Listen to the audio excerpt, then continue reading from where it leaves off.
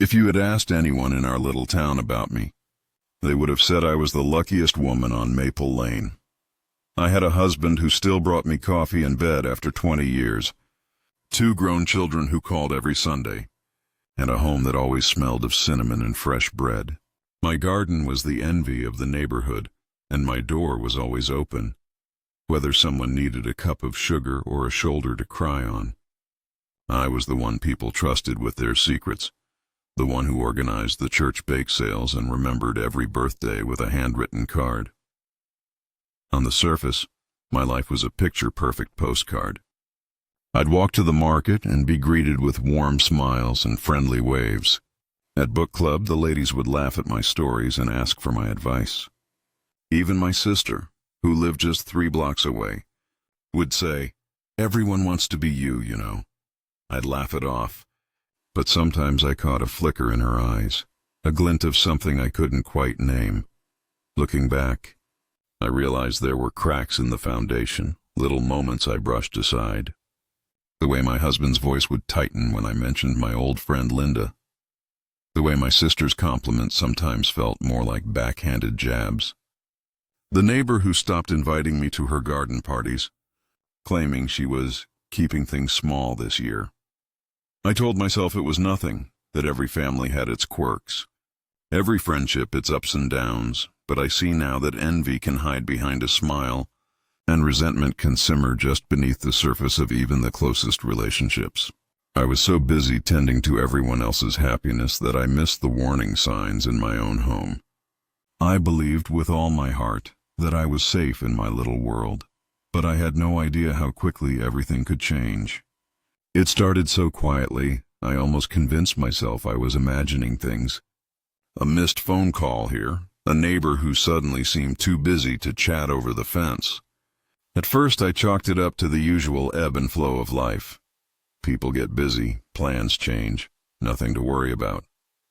But then, the silences grew longer, and the smiles felt thinner, stretched tight over something unspoken. One morning, I walked into the bakery, expecting the usual chorus of greetings.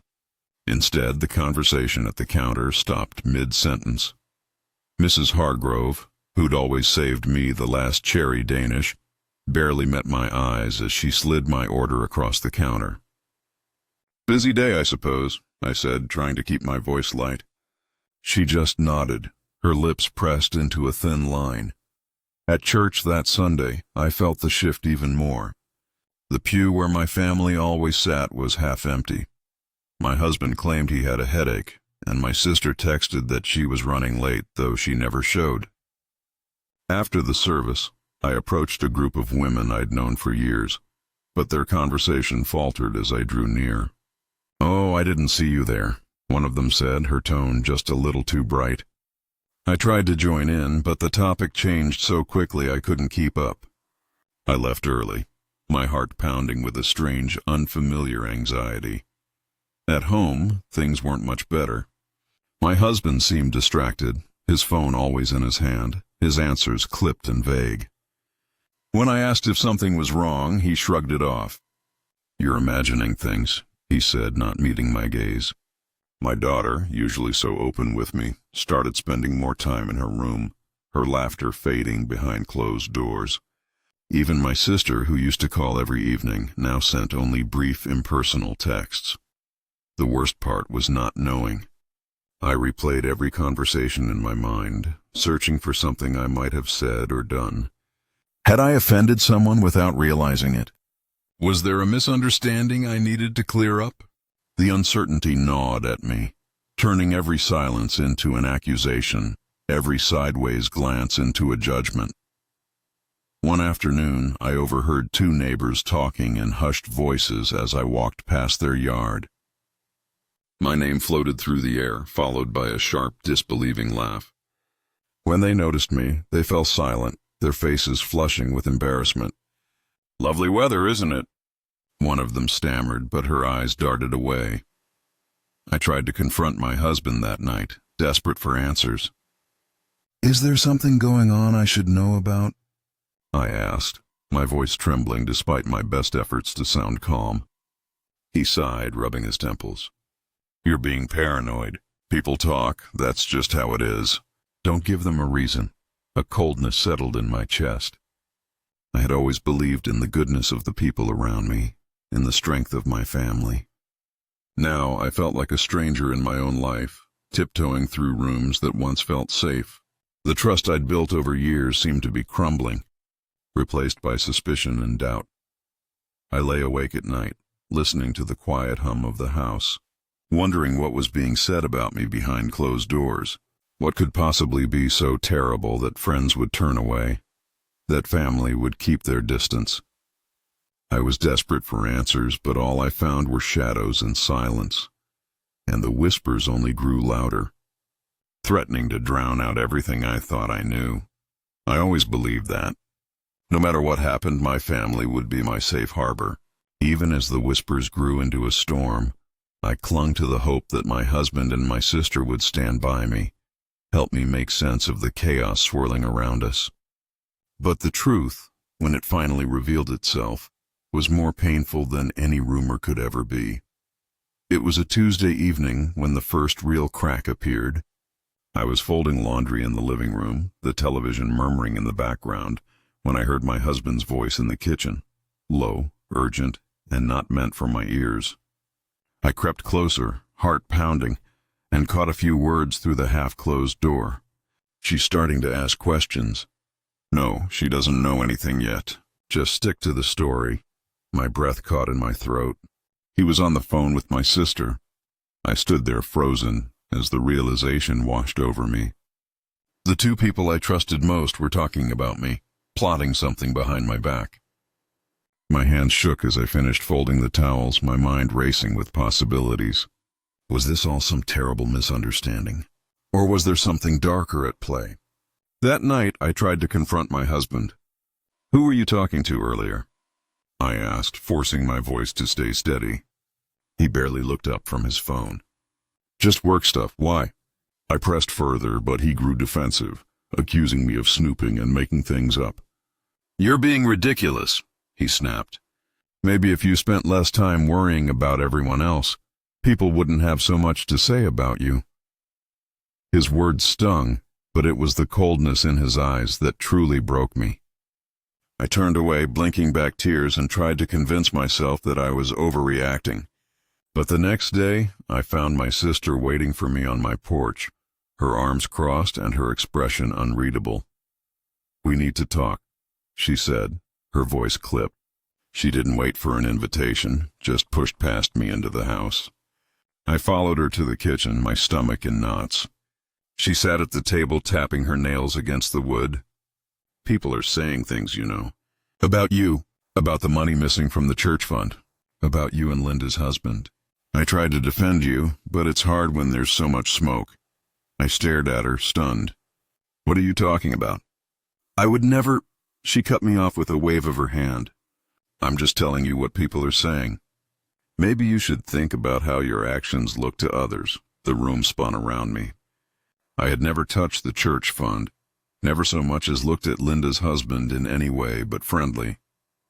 The accusations were absurd, but the way my sister said them, so matter-of-fact, so certain, made me question myself for a split second. Was I missing something? Had I done something, anything, to deserve this? I tried to defend myself, but she just shook her head. Her lips pressed into a thin, disapproving line. "You always think you're so perfect. Maybe it's time you realized you're not."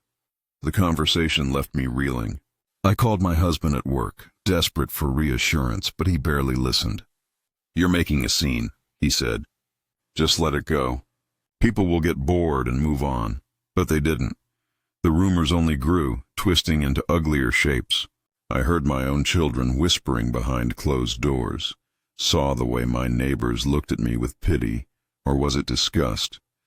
Every time I tried to reach out, I was met with coldness, or worse, polite indifference. The worst part was the gaslighting. My husband and sister insisted I was imagining things, that I was too sensitive, too dramatic.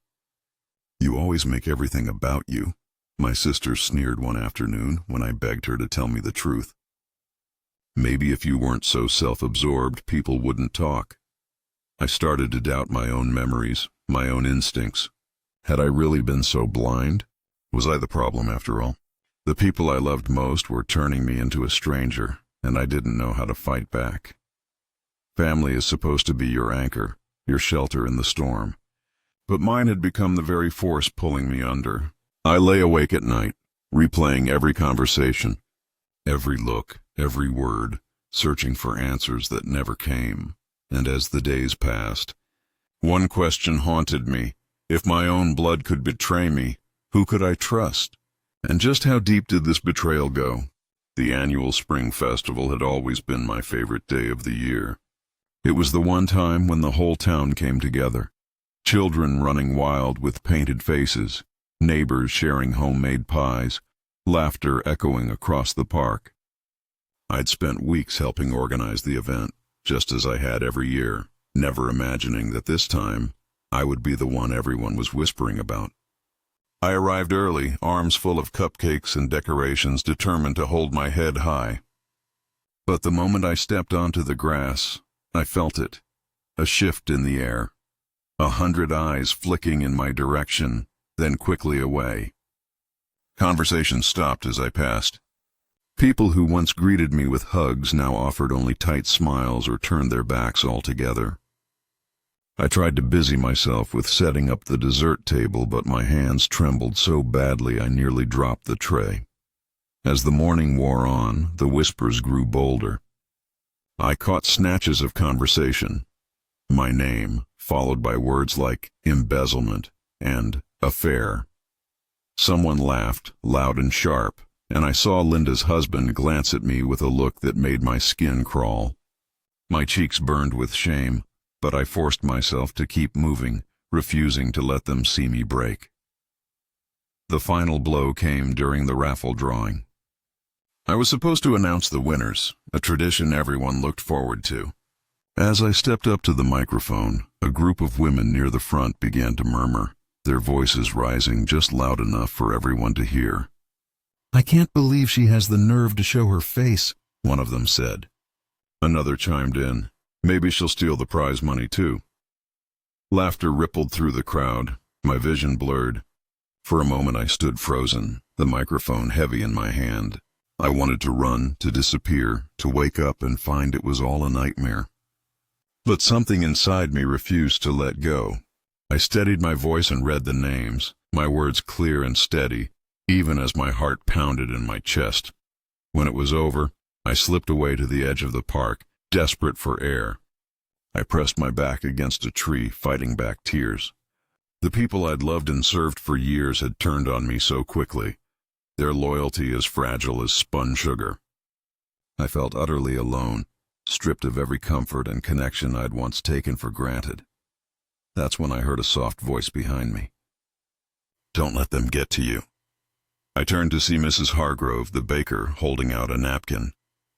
Her eyes were kind, her hands gentle as she pressed the napkin into my palm. People love a good story, but the truth always finds its way out. "I know you, dear.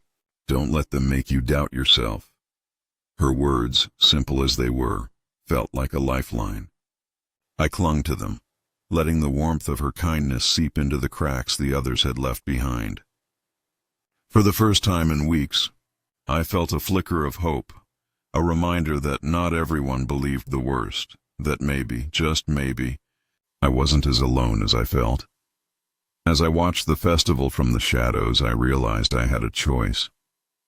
I could let their cruelty define me, or I could find the strength to fight back, to reclaim my name and my life. The pain of losing my community was sharp, but somewhere deep inside, resilience began to take root. I wasn't ready to give up, not yet. After the festival, I spent days drifting through my house like a ghost, haunted by the echo of laughter and the sting of betrayal. But Mrs. Hargrove's words lingered in my mind, stubborn and bright. The truth always finds its way out.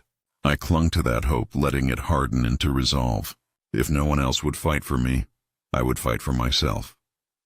I started small, retracing the steps of the rumors.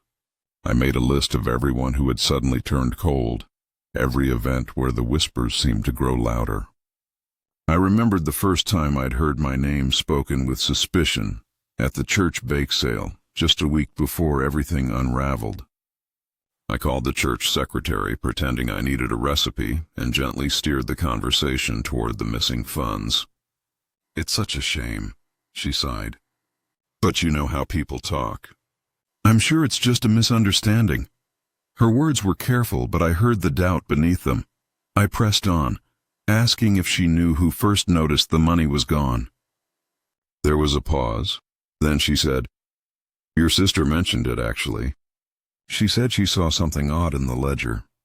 My heart sank. My own sister, again at the center of it all. I dug through my own records, searching for anything that might explain the accusation. The church's financial books were always kept in the office, but I remembered my sister asking to borrow my keys just for a minute the week before. Had she planted something, or simply taken advantage of my trust? The more I looked, the more inconsistencies I found. The timeline didn't add up. The missing money was reported the day after my sister's visit, and the only people with access were her, the treasurer, and my husband. I felt a chill run through me. Why would they both be involved? Determined to get answers, I started watching my husband more closely. He'd become secretive, spending long hours at work and guarding his phone like a lifeline.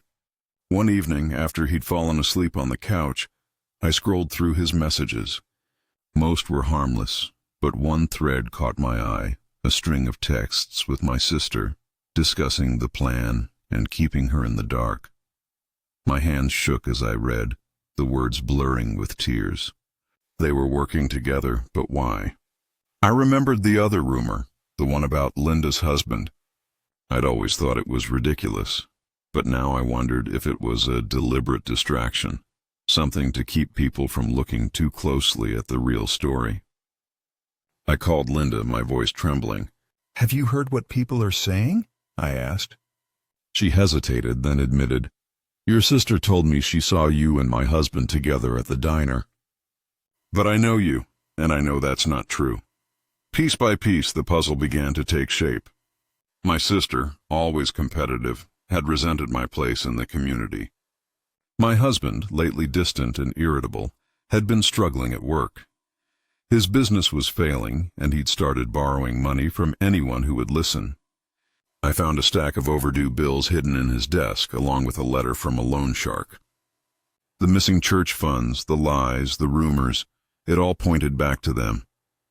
The final blow came when I discovered a bank statement tucked behind a pile of magazines. It showed a large deposit made the same day the church money disappeared, into an account with my husband's name on it. My breath caught in my throat. He'd stolen from the church, and my sister had helped cover it up, using me as the scapegoat.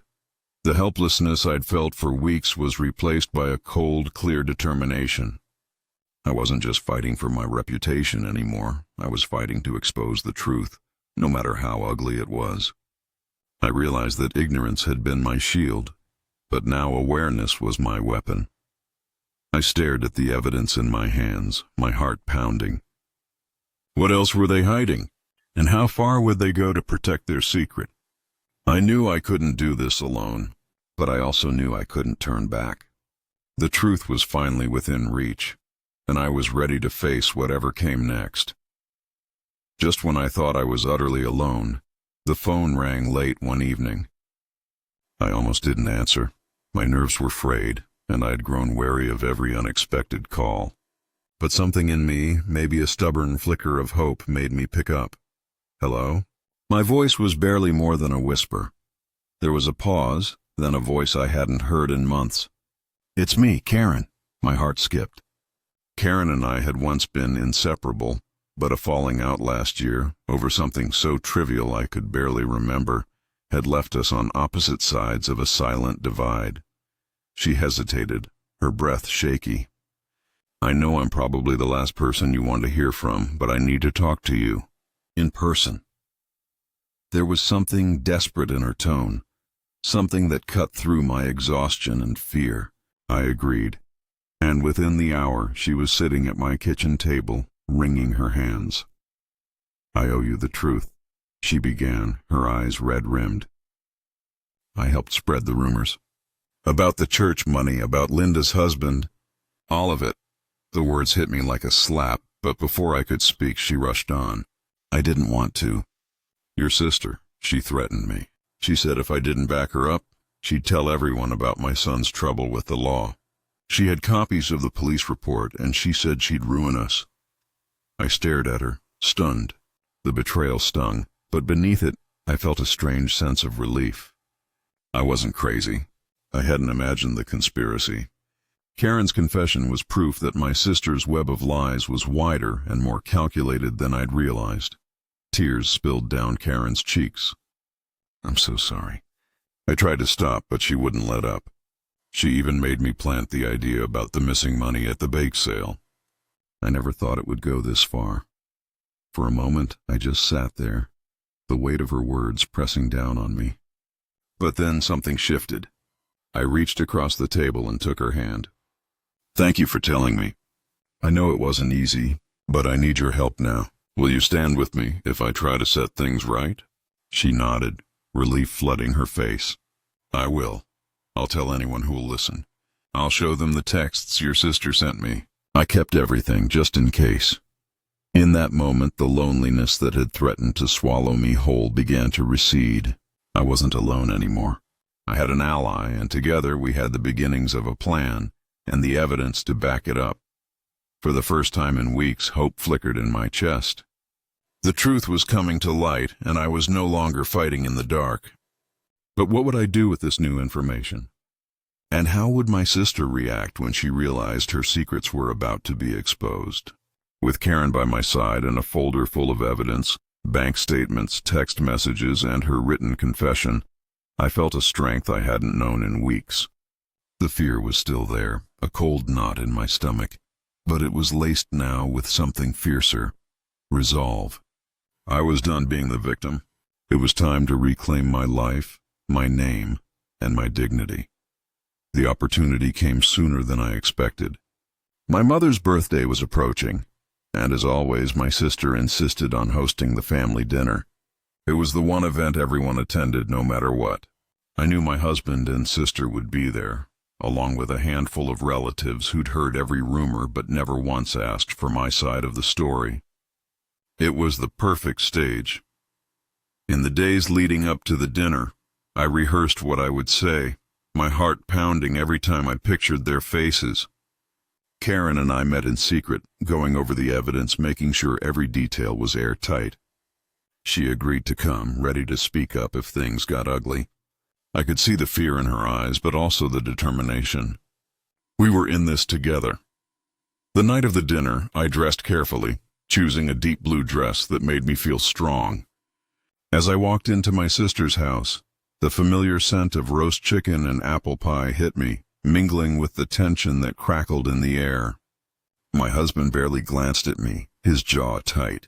My sister greeted me with a brittle smile, her eyes darting to the folder in my hand. We made it through dinner with forced small talk and clinking silverware. I could feel the eyes of my family on me, some curious, some cold.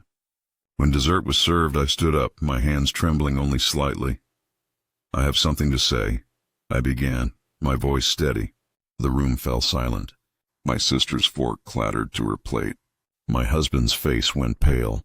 I laid the folder on the table, opening it so everyone could see. For weeks I've been accused of things I didn't do. I've been shunned, humiliated, and made to feel like a stranger in my own family. But I have proof. Proof that the real story is very different from the one you've all been told. I handed out copies of the bank statement, the text messages between my husband and sister, and Karen's written confession. Karen stood beside me, her voice shaking but clear as she told her story. How my sister had blackmailed her. How the rumors had been carefully planted.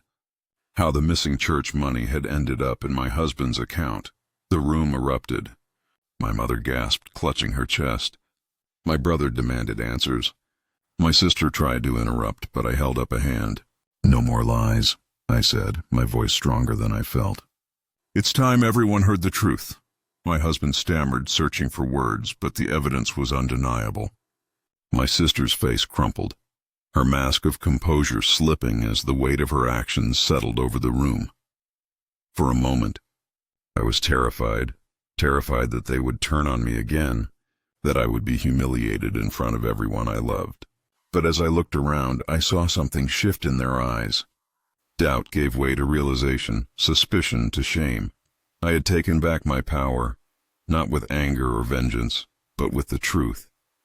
The fear that had ruled me for so long was gone, replaced by a courage I never knew I had. But as the dust settled, I wondered, would this be enough to heal the wounds? Or was the damage already done? The silence after my confrontation was thick and suffocating, broken only by the shuffling of papers and the stunned gasps of my family. My sister's face had gone ashen, her eyes darting from the evidence to the faces around the table, searching for an escape. My husband sat rigid, his hands clenched so tightly his knuckles were white. For a moment no one spoke. The truth hung in the air, heavy and undeniable, but I wasn't finished. I took a deep breath, feeling the weight of every humiliation, every sleepless night, every moment I doubted myself. "There's more you all need to know," I said, my voice steady. This wasn't just about money. It was about jealousy and greed and secrets that have poisoned this family for far too long. I turned to my sister, meeting her gaze head on. "You always resented me, didn't you? You hated that people trusted me, that I was the one they turned to. You wanted to tear me down, and you didn't care who you hurt in the process." She opened her mouth to protest, but I pressed on, my words sharp and clear. "You used Karen, you used the church, and you used our family's trust as a weapon." Then I faced my husband, my heart pounding. "And you, how could you? You stole from the church, from people who believed in you. You let me take the blame, let me be humiliated, just to cover your own tracks." He looked away, shame burning in his cheeks. But the final secret, the one that had haunted me since I'd pieced it together, was still to come. I pulled out the last piece of evidence, a series of emails I'd found on my husband's computer, messages between him and my sister. The words were unmistakable, their intimacy undeniable. "You weren't just partners in crime," I said quietly. "You were having an affair." A collective gasp rippled through the room. My mother's hand flew to her mouth. My brother stared at them in disbelief. Even Karen, who had known so much, looked shocked. My sister's composure shattered, tears streaming down her face as she tried to stammer out a denial. My husband buried his face in his hands, unable to look at anyone. The truth, ugly and raw, was finally out. The humiliation I'd endured was replaced by a fierce sense of vindication. I had been lied to, betrayed, and cast out, but I had survived. And now everyone could see who the real villains were. Word of the confrontation spread quickly. By the next morning, the entire community was buzzing. People who had once turned away from me now reached out with apologies and offers of support. The church launched an investigation, and my husband was forced to resign from his position. My sister, once the darling of every social circle, found herself shunned and alone. I felt a strange mix of sorrow and relief. The people I had loved most had hurt me in ways I never could have imagined, but I had faced them with the truth.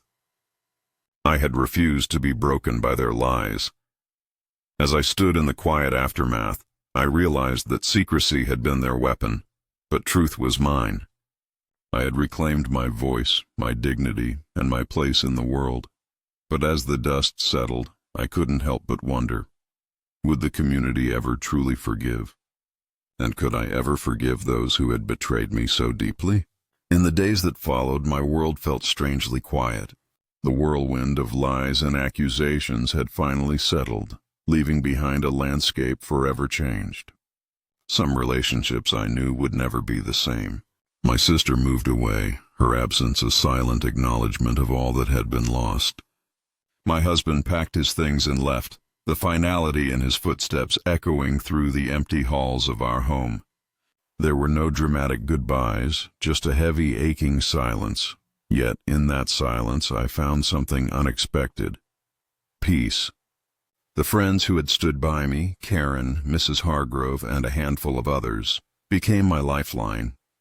We shared coffee and laughter, and slowly the ache in my chest began to ease. The community, once so quick to judge, now offered tentative gestures of support. Some apologized, others simply smiled a little warmer when they saw me at the market. It wasn't perfect, but it was a start. I spent long afternoons in my garden, hands deep in the earth, letting the rhythm of planting and pruning soothe my battered spirit. I realized that, for all I had lost, I had gained something far more precious, the knowledge that I could survive even the deepest betrayal. I had found strength in my own integrity and in the courage it took to stand up for myself when no one else would. Looking back, I saw how easily trust could be shattered, how quickly love could turn to manipulation. But I also saw the power of truth and the quiet resilience that comes from refusing to be broken. I was no longer the woman who needed everyone's approval. I was someone who had faced the storm and come out stronger. As I looked toward the future, I wondered what would become of those who had betrayed me. But more than that, I wondered what new beginnings might be waiting for me, now that I was finally free to write my own story. Life after betrayal is never quite the same, but in many ways, it can be even more beautiful. I learned that healing isn't about forgetting the pain or pretending the past never happened. It's about choosing every day to move forward with grace and courage. I started to see my life not as something ruined, but as something reborn. I filled my days with small joys, tending my garden, volunteering at the library, and reconnecting with friends who had proven their loyalty when it mattered most. I found myself laughing again, not the brittle laughter of someone trying to fit in, but the deep, genuine kind that bubbles up from a place of real peace. I even started a support group at the community center, a safe space for others who had been hurt by lies and betrayal. Together we shared our stories, our scars, and our hopes for the future. Through it all, I discovered a strength I never knew I had. I realized that standing up for myself didn't make me hard or bitter. It made me whole. I learned that sometimes the people we trust most are the ones who can hurt us the deepest, but that doesn't mean we have to let their actions define us. We can choose to rise, to rebuild, and to open our hearts again, even after the worst storms. If you're listening to my story and you've ever felt alone, misunderstood, or betrayed, I want you to know you're not alone. There is power in truth, and there is healing in community. Don't be afraid to speak up, to seek justice, and to surround yourself with those who lift you higher. Have you ever been betrayed by someone you loved? How did you find your way back to yourself? I invite you to share your story in the comments below. Let's support each other, learn from each other, and remind ourselves that even in our darkest moments, we are never truly alone. This is not just the end of my story, it's the beginning of a new chapter. And maybe, just maybe, it's the beginning of yours too.